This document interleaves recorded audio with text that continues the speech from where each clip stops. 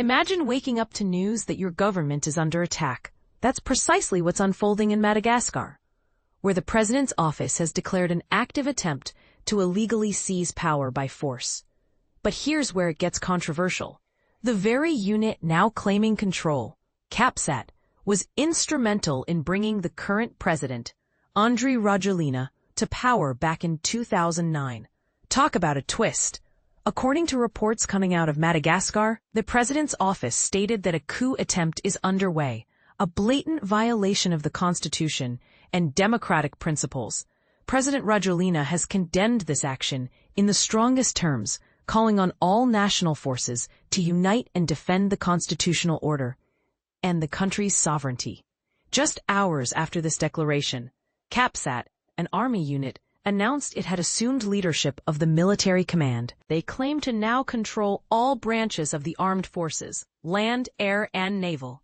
This is the same unit that played a crucial role during the 2009 Malagasy political crisis, effectively paving the way for Rajoelina's rise to power.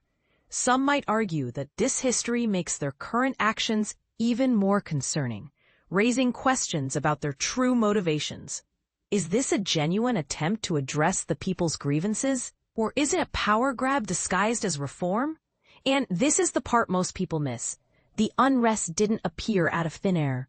Protests initially erupted on September 25th in response to widespread water and power cuts. However, these protests quickly evolved to reflect deeper-seated dissatisfaction with Rajoelina's government. High unemployment, rampant corruption, and a crippling cost-of-living crisis have fueled public anger. These are significant issues impacting the daily lives of Malagasy citizens. Adding fuel to the fire, CAPSAT announced on its Facebook page the appointment of a new chief of staff, Gen Demosthene Pikulas. Further complicating matters, reports surfaced of soldiers leaving their barracks on the outskirts of Antananarivo, the capital, to join protesters in front of the city's town hall on Saturday. There were even unconfirmed reports of a shootout at the camp following a visit from gendarmerie officials for discussions.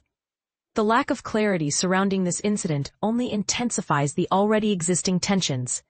Prior to these events, CAPSAT had publicly condemned the use of force by security forces against protestes in Antananarivo.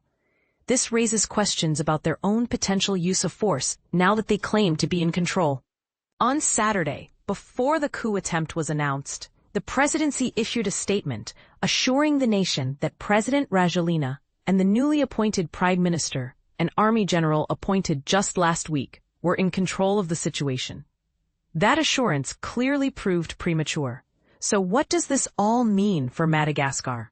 Is this a genuine attempt to address legitimate grievances, or a calculated power grab? Will the nation's key forces heed President Rajoelina's call for unity?